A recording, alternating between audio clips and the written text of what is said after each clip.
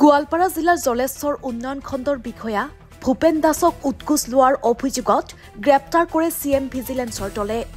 বিশেষ সূত্ৰৰ মতে এটা মডেল অংগনবাড়ী কেন্দ্ৰৰ বিল মুকলাই দিয়াৰ নামত ৭,০০০ টকা উৎকোচ লোৱাৰ সময়তেই গ্ৰেপ্তাৰ কৰে চিএম ভিজিলেন্সৰ দলে।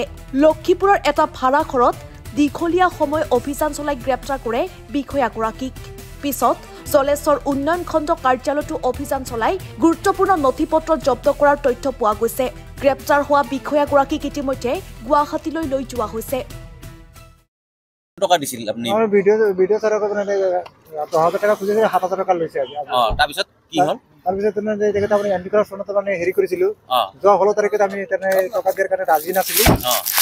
ৰাজি নথকাৰ পিছত মানে তেখেতে মানে আৰু বেলেগক ফোন কৰি থাকে, আমাক ফোন কৰি আছিল। তাৰপিছত উপায় নাপায় আমি এণ্টি কৰাপশ্যনত তেতিয়া আমি কমপ্লেইন দাখিল কৰিছিলো। এই দাখিল মৰ্মে তেখেতে আজি মানে হাজৰিকাত ধৰা হয়। কিমান টকা দিছিল? সৰ্বমুঠ কিমান টকা দিছিল? আগত মানে বহুত টকা দিয়া আছিল, কিন্তু এতিয়া ৭,০০০ টাকা দিছিল। কি কাৰণত দিছিল? এতিয়া আপোনাৰ কনষ্ট্ৰাকশ্যন নিৰ্মাণ কাৰণে। কি কনষ্ট্ৰাকশ্যন কৰি আছিল আপুনি? অংগনবাদী চেণ্টাৰ। আজি কিমান দিছিলে? আজি ৭,০০০ টকা। আগত কিমান দিছিলে? আগতে ১৫,০০০ টকা, ২০,০০০ টকা। পিছত আজি দি আছিল মানে আপোনাৰ পৰা মাজে মাজে লৈ আছিল। মাজে মাজে লৈ আছিল। আৰু তেখেতে বৰ্ণালী চেতিয়া যিটো আমাৰ কনষ্ট্ৰাকশ্যন কমিটিৰ হেৰি চেয়াৰমেন, তেখেতৰ হতে বহুত মানে হেৰি কৰিছে। Bureau report, NE 24।